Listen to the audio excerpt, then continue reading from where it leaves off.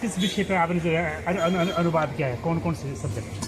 देखिए, पहले संस्कृत का जो भर्तृहरि त्रिशतक है, हाँ जी, भर्तृहरि ने 300 श्लोक लिखे हैं। राजा भर्तृहरि के बारे में हमारे भर्तृहरि बोलते हैं, वो भर्तृहरि बोलते हैं संस्कृत में। तो 300 श्लोक लिखे उसने। एक उसका नीति शतक है, एक वैराग्य, एक श्रृंगार शतक है, एक नीति शतक है, एक वैराग्य शतक है। तो इन 300 श्लोकों में मैंने 3 श्लोकों की पहाड़ी सिरमौरी में अनुवाद किया और वो अप्रूव भी हुई थी।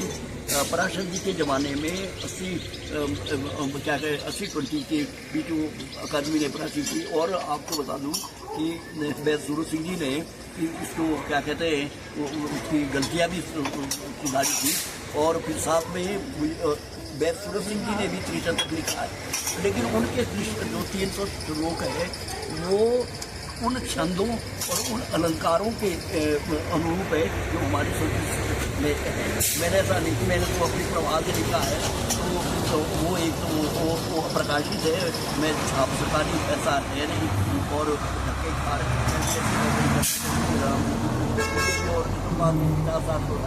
आपकी आगे की क्या योजना, अब क्या नया क्या कर रहे हैं आप?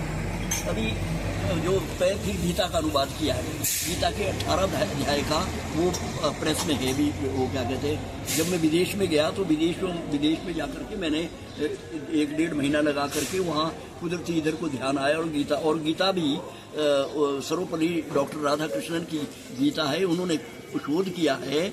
और वो मेरे पास इतनी मोटी किताब है, उन्होंने रिसर्च की है, बहुत बड़ा काम है। उसी तर्जो दफा पे जो अनुवाद उन्होंने जिस रहस्य से किया है हिंदी में, उसका मैं जितना कर सका, ये नहीं कि मैंने वो मेरा ये इच्छा रही है कि हमारी लोक संस्कृति में ऐसा जो है संपन्न साहित्य अगर आता है तो इससे कुछ हमारे को ताकत मिलेगी और प्रेरणा मिलेगी जाने वाली। फिर अगला जो अनुवाद रहा है मेरा, वो क्या कहते हैं, रविंद्रनाथ टैगोर की जो गीतांजलि है उसकी 51 कविताओं का मैंने सिरमौरी में अनुवाद किया है। वो किताब भी छपी है मेरी। उनकी एक पुस्तक है, क्या कहते हैं, उपन्यास है, वो क्या कहते हैं, आँख की किरकिरी। तो आँख की किरकिरी को मैंने आखिरी खड़कन करियाला शैली पर उतारा है।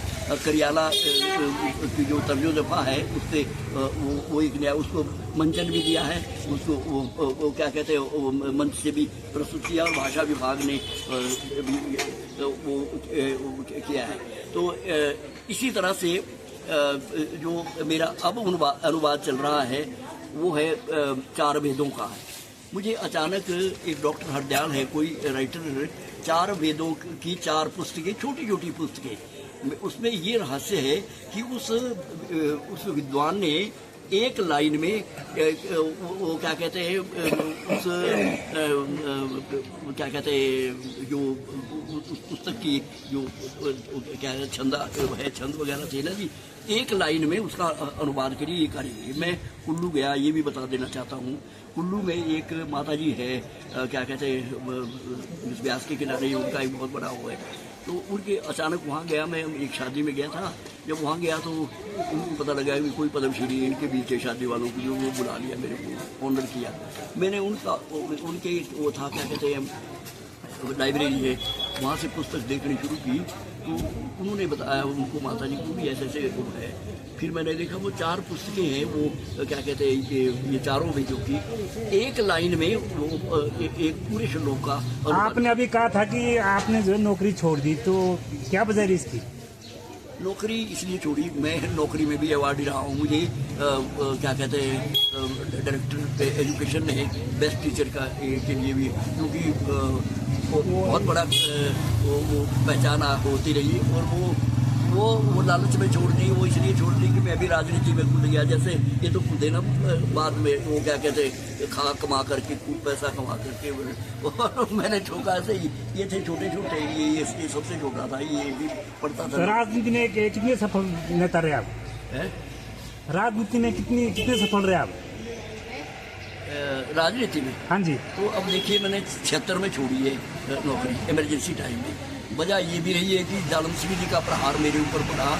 वो क्या कहते हैं सीआईडी भी लगा दी भाई ये इलेक्शन में खड़ा होने वाला है, लोगों ने भी चर्चा की, ठेकेदार वगैरह भी थे। तो क्या कहते हैं मेरी इच्छा तो नहीं थी, लेकिन क्या करता तो 1200-1300 रुपया मिलती थी मास्टर को तनख्वाह। तो इतने बड़े चुनाव क्षेत्र में ये ठेकेदार थे बड़े बड़े, लेकिन उन्होंने बोला सर इतना आप खड़े हो जाओ। मैं खड़ा हो गया। कैसा अनुभव रहा राजनीति में? पहले तो देखो कि मेरी हार सिर्फ 400-500 वोटों से हुई है। इधर कांग्रेस थी और इधर जनता पार्टी, उसमें बीजेपी नहीं थी, तो मैं सिर्फ 500 वोटों से हारा था। क्या कहते हैं ये। और फिर उसके बाद में मेरा जो संपर्क था शिमला में, ये क्या कहते हैं कमर हरि सिंह वगैरह जी, और आपके ये क्या कहते हैं एक कृष्ण, जो आपने चुनाव लड़ा वो आजाद या मैंने आजाद, जब टिकट नहीं दिया ना किसी, कांग्रेस वाले तो दे रहे थे, पर इन्हें मेरे साथियों ने कहा इधर से तो हारना जरूरी है और इसलिए आप लोग क्या कहते हैं फिर तो इंडिपेंडेंट लड़ो। पहले तो कब की बात है, किस समय लड़ा चुनाव? ये 77 में मैंने पहली बार चुनाव लड़ा। इंडिविजुअल जख्मी को दिया था चुनाव, और वो क्या कहते चुनाव चिन्ह उसको मिला था और उससे मैं 400-450 वोटों से हारा था। क्या कहते तो ये है कहानी। ये तो है। फिर मैंने कांग्रेस ज्वाइन कर दी थी, लोगों ने भी बोला। फिर कांग्रेस में भी पता है, मैं वहाँ से पेपर भी निकालता रहा, हिमालय की बेटी नाम से कांग्रेस का पत्रिका भी निकालता रहा। एक ट्रेनिंग साहित्य और संस्कृति के प्रति कब से जागरूक हुए आप? देखिए मैं कब से? जब मैं 7वीं में पढ़ता था तब मैंने सवेरा नाम की कविता लिखी थी, और उसके बाद जब 8th में पढ़ता था तो मैं ऑल इंडिया रेडियो शिमला की तरफ से एक बहुत बड़ी टीम के साथ दिल्ली गया, और दिल्ली में रेडियो से गाने की वहाँ पर क्या कहते हैं डॉक्टर केसकर उस वक्त he was the broadcasting minister of India, और डॉक्टर परमार उस वक्त पार्लियामेंट के मेंबर बने थे। तो परमार ने जब मैं डांस करके वापस आया, वो जब आए परमार को मिले भी अपने इलाके, वो हमारे को मिले, तो केसकर के सामने किया। ये मैं आपसे इसलिए कह रहा हूँ, मैं तारीफ ही नहीं, बोलो डॉक्टर केसकर विद्यानंद जो है वो कल हिमाचल प्रदेश की सांस्कृतिक गौरव होगा। जब मैं हारता गया, नुकसान होता गया, मैंने क्या बोल दिया डॉक्टर परमार ने कि भाई विद्यानंद तो धक्के खा रहा।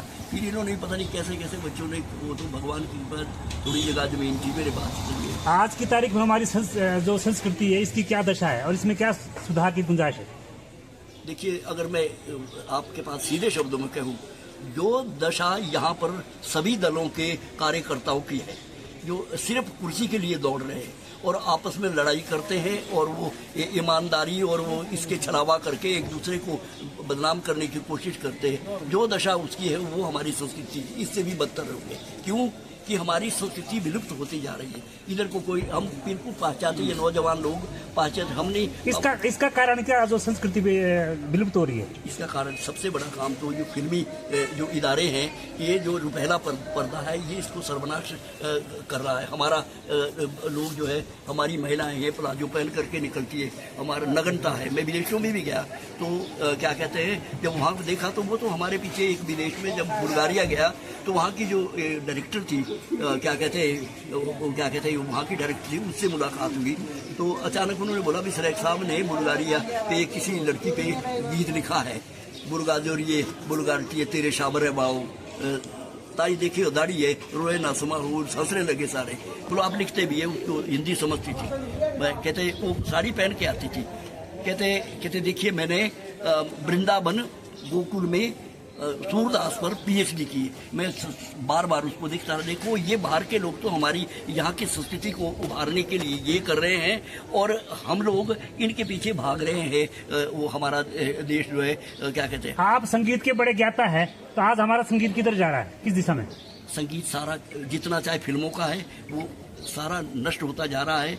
खैर पहाड़ी ये हमारी लोक संस्कृति है, ये तो सौभाग्यवान है कि हमारा ट्रांसगिर एरिया जिसको हाटी कहते हैं हम गौरव से, ये यहाँ बचा रखी है कुछ क्या कहते वो भी कोई कारण नहीं। ये देव परंपराएं, ये सारा देव परंपरा के साथ ये हुआ है, और ये पनपा यहाँ का ताल, यहाँ का नृत्य, यहाँ का गायन, यहाँ का खान पान, यहाँ का रीति रिवाज, वास्तुकला, ये सारा कल्चर में आता है, और ये विलुप्त हो रहा है। आज हम इन तरीके से शीश महलों को, और ये जब गिरेंगे तो बुरी तरह से गिरेंगे। लेकिन मैं आपको 1,500-2,000-3,000 साल पुराना है, 3-4 थड़े हैं हमारे पास, लड़ाई के लिए होते थे, और 9-9, 10-10 मंजिलें हैं, उनमें जरा सी भी दीवार नहीं है, और वो पत्थर इतने कमाल से बना रखी, कैसे उनके पास ना उनके पास उनको ऊपर फेंकने के लिए वो जो आजकल मशीनें वो नहीं थी, किस तरीके से उन्होंने बनाया है और उसके आज भी उसकी बनावट और उसकी सजावट वैसी है। ये जो सारा काम और फिर जो बीमारियां इससे हमारे को पैदा होनी है वो भी हमारी संस्कृति पर कुठाराघात करना है। हमारा जो साहित्य और संस्कृति जो है अभी इसकी दशा आपके हिसाब से ठीक नहीं है, इसमें जो सुधार की क्या गुंजाइश है? इसमें बहुत गुंजाइश है, क्योंकि मैंने साहित्य में गए यहाँ की हार, पार, साका, पोआड़ा, पडवाइन, रामायण और भरथरी, ये सारे संकलन किया है मैंने। 35 पुस्तकें, फिर C2, बरहालटू, डिगरी नाच, ये क्या कहते हैं मेरी जो टीम है जोगिंदर हाबी की, जिसको क्योंकि आपको एक बात बता दूँ इस संस्कृति के बारे में, आप लोग शायद जानते भी, जो नाटी है, नाटी के मालिक बहुत बनते जा रहे हैं, लेकिन नाटी का मालिक सिरमौर है, क्योंकि जब सिरमौरी ताल में है क्या कहते हैं वो नटन आई थी और वो नटी जो थी वो उसमें क्या कहते हैं डूब गई थी। आर टोका पार टोका डूबा सिरमौरी लोका, जब उसमें डूब गई तो उसकी नटी तो डूब गई, जो उसका नटुआ था जिसको बेड़ा बोलते हैं, बेड़ा यहाँ आकर के बस इधर बड़ग में भी है, हमारे पाड़ू में भी बेड़ा जाति के लोग हैं, उन्होंने नटी से नाटी को जन्म दिया। और आज नाटी का ये सौभाग्य है कि अब विश्व बुक रिकॉर्ड में हमारी टीम इसको दर्ज कर चुकी है। आज विश्व अभी यूनाइटेड किंगडम से क्या कहते हैं वहाँ से उनको डॉक्टरेट की उपाधि भी ऑनरेरी मिल रही है, क्योंकि जो तो लीडर को ही मिल रही है। लेकिन सारा इस जो नाटी के संरक्षण का है, ये नाटी का जनक सिरमौर रहा है, आज लोहिए का जनक सिरमौर है। एक लास्ट सवाल, अभी हमारा जो है हाटी की बड़ी मुहिम चली थी और कुछ हद तक या काफी हद तक हम इसमें कामयाबी हो गए थे, अभी एक मामला जो है कोर्ट में लटका हुआ है, इसके बारे में क्या कहेंगे आप? मैं तो ये कहूँगी कि कोर्ट भी गुलाम बन चुका है, क्योंकि आप अगर समझिए, आप जो वकील है, अगर यहाँ पर वकील जो है जितने भी लोग हैं वो कहते हैं ये 1935 का स्ट्रिक्चर है जो इलाहाबाद हाई कोर्ट ने पास किया है, उसके आधार आपको सजा मिलनी चाहिए। और उस वक्त के स्ट्रिक्चर को, उस वक्त के कानून को आज लागू करते। अरे शर्म की बात है 70 साल तक कानून नहीं बना सके, शर्म की बात है कि आज 70 साल तक हिंदी को राष्ट्रभाषा बनते हुए उसको राष्ट्र, मैंने अभी अंतर्राष्ट्रीय एक सम्मेलन था दिल्ली में, वो क्या कहते हैं वहाँ पर भी ये मुझे स्पेशली मैं स्पीकर था वहाँ, मुझे भी बुलाया गया, वहाँ भारतीय अंतर्राष्ट्रीय ख्याति जाति के लोग आए हुए थे, वहाँ पर भी मैंने बोला कि जब हिंदी सिरमौर हिंदुस्तान में हो रहा है तो हिंदी के द्वारा एंकरिंग क्यों नहीं किए जा सकती? सरेख जी, अभी जो ये मामला कोर्ट में अटका हुआ तो आपके किस हिसाब से देखते क्या होगा?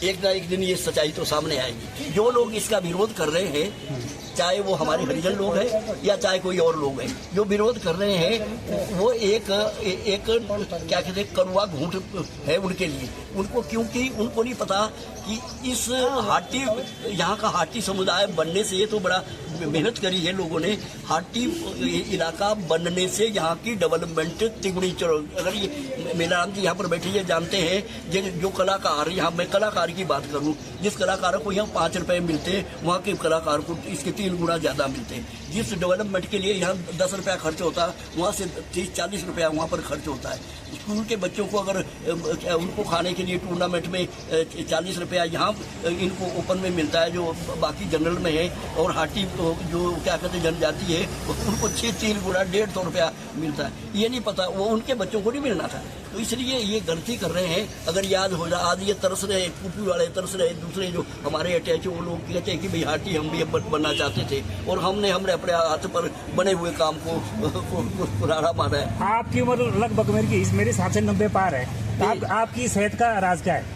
देखिए, मैं अब आपने बोला भी अपनी बोल रहा, मैं 4 बजे उठता हूँ रोज और योगा करता हूँ, और मैं योगा से मुझे एक ऐसी बीमारी पर मैंने काबू पाया है, वो है क्या कहते हैं, ये मेरी खून निकलता था 100 ग्राम खून बवासीर थी और बड़ी बुरी तरह से ग्रस्त था मैं। जब से मैंने ये किया तो वो बीमारी भी गई। मैं ना कोई अंग्रेजी मेडिसिन लेता, और मैं खूब खाता पीता घूमता, जो खाऊँ, खाटो खाऊँ, मीठो खाऊँ, जो खाऊँ बिल्कुल उनको पच जाता है। और थक करके पूरे दिन तक, रात को भी रहना है तो जागता रहूँगा, जब बिस्तर में जाऊँगा तो 1 मिनट में मुझे नींद आती है। तो 4 बजे उठ करके मैं ये फ़ायदा करता हूँ और उसके बाद उठता भी हूँ, घर का काम भी करता हूँ। नहीं तो ये शहादत है, ये बताएगी भी तो झाड़ू से लेकर के जो है करता हूँ और छोटी जगह से लेकर के उसी तरह तक जाने का मौका मैं कभी पीछे होकर के ये नहीं देखता कि भाई क्या है, लेकिन निरंतर एक कहूँगा इस काम के बारे में आपको, सेहत के बारे में, कि हम समय की पाबंद हो।